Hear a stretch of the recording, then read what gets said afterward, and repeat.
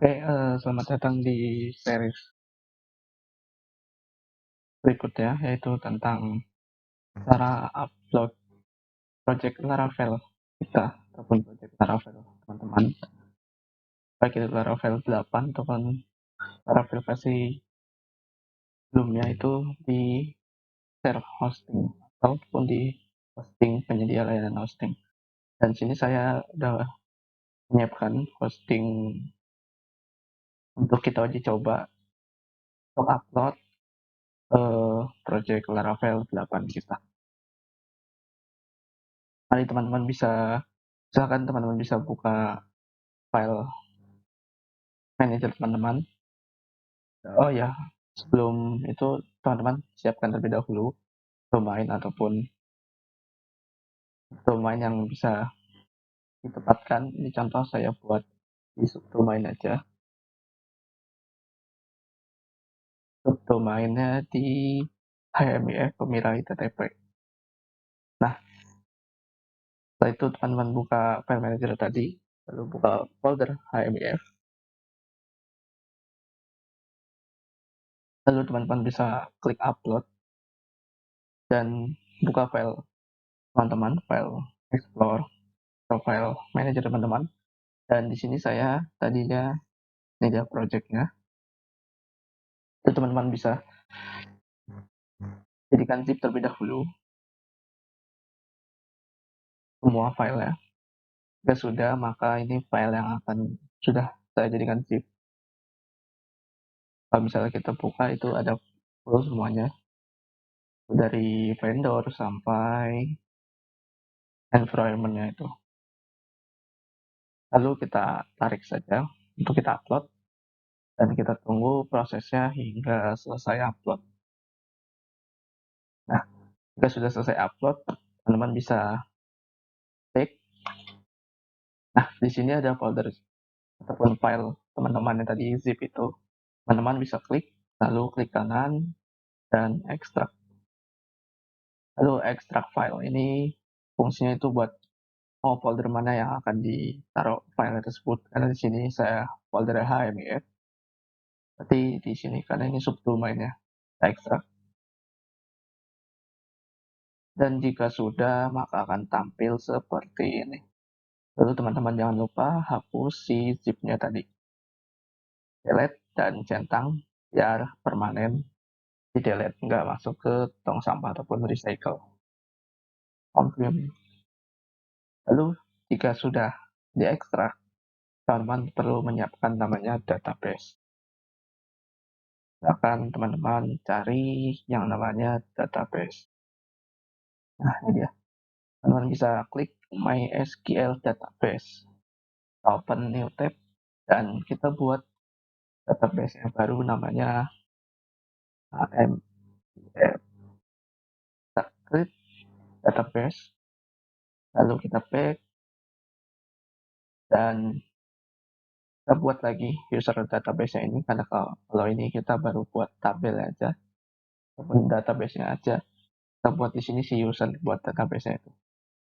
Kita samain aja biar nggak lupa. Terus passwordnya kita bisa pakai generator. Kita centang dulu. Kita ubah jadi 18 biar maksimal. Kita generate sampai cerah teman-teman mau mana. Kalau sudah bisa CTRL-C atau copy teman-teman. Klik use password. Dan maka dia akan mengisi secara otomatis. Dan teman-teman bisa klik create user. Dan sudah selesai untuk pembuatan user database ini. Di database Pemira FIF. Dan kita kasih namanya itu, nih dia, add user to database. Ini kayak permissionnya itu. Nah, privilege-nya database itu. Jadi teman-teman harus centang semua biar nggak ada terjadi kesalahan. Lalu teman-teman bisa make change atau buat perubahan.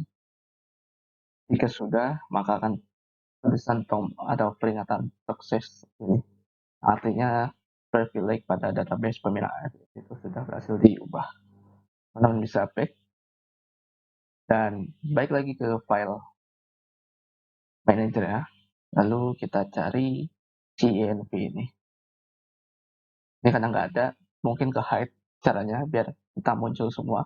Bisa teman-teman klik setting, lalu ke bagian dokumen root dari si subdomainnya itu. Lalu centang show hidden file. Lalu save, maka kita akan tampil si bagian INP-nya ini. Lalu teman-teman bisa edit, dan di bagian ini teman-teman silahkan masukin ganti bagian database-nya, terus habis itu tadi nama username-nya apa, password-nya apa, kita masukin password-nya, dan ini username-nya tadi itu kita lihat di sini. Nah, username-nya kita copy, terus kita masukkan di sini. Nah, sama nama database-nya tadi di atas. Nah, ini dia nama database-nya. Nah, teman-teman bisa copy dan paste di sini. Wes, belum copy. Oke. Jangan lupa save, lalu close. Lalu teman-teman bisa, ini juga MySQL, bisa teman-teman close terlebih dahulu. Kita balik lagi ke home tiap panel itu. Lalu teman-teman cari yang namanya terminal. Nah, ini dia, terminal. Nah, di bagian terminal ini teman-teman bisa ada kayak CLI atau command prompt. Di bagian lokal juga, kalau eh, di Windows itu kayak CMD-nya. Nah, kalau di hosting itu ini dan terminalnya, ataupun kalau misalnya menggunakan VPS itu bisa langsung pakai command prompt bawaannya. Teman-teman bisa cd untuk memindahkan direktori ataupun ls untuk melihat direktori apa aja yang ada. Dan kita cari direktori si foldernya subdomain itu. Nah, ini dia.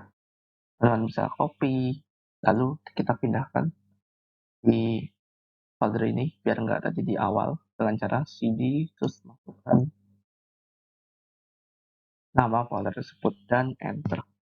Maka dia akan berubah atau membuka si folder ini. Jika teman-teman ls, maka akan tampil nama file tersebut nih, karena udah kebaca semua nama filenya. Dan jangan lupa teman-teman clear dulu, nah biar bagus.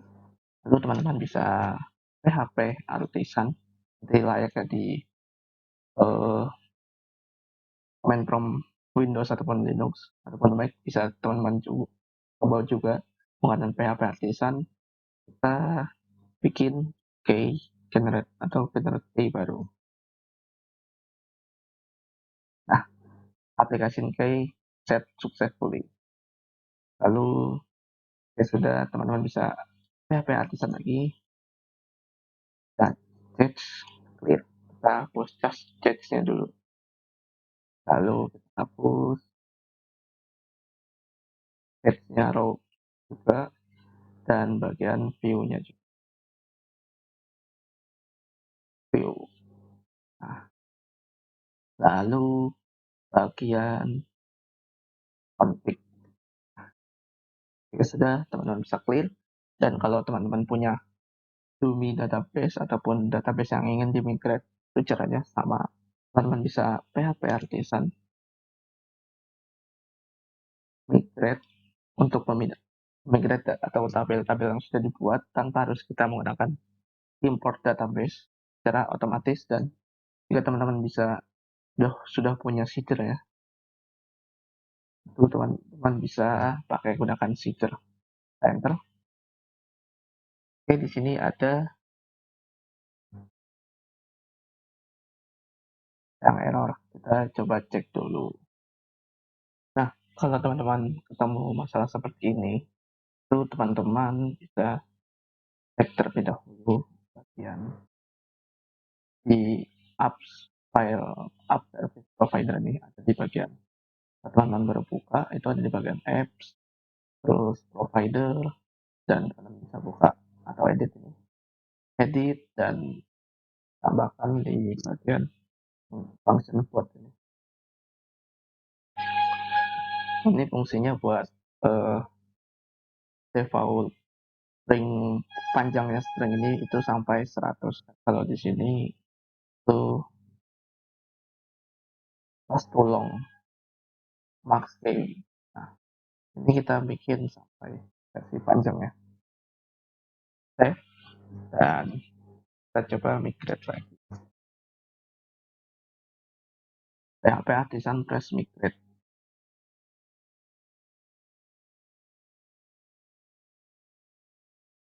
Nah, di sini ada yang kurang juga karena kita belum panggil si skema ini. Teman-teman bisa tambahkan di bagian atasnya yaitu terus Illuminate support skema. Kita manggil si skema ini biar nggak jadi error lagi. Kita save, kita coba migrate lagi. Nah, kalau misalnya masih terjadi error, teman-teman ubah ke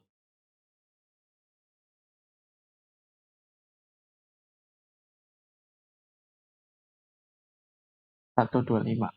Apakah 125? Itu biasanya setiap jasa pelayanan hosting versi MariaDB ataupun versi database itu berbeda-beda. Ada yang versi 10, ada yang versi 14. Nah, untuk penjaga-jaga dan nggak bisa tadi di 191, teman-teman bisa ganti ke 125. Kita coba ya 125. Kita coba migrate fresh dengan menggunakan git lagi. Nah, dan alhasil terjadi jika database sudah dimigrate seperti ini, tandanya juga teman-teman sudah bisa menjalankan. Tetapi ketika teman-teman jalankan, contoh misalnya kita buka ini kita serang, kita buka di subdomain.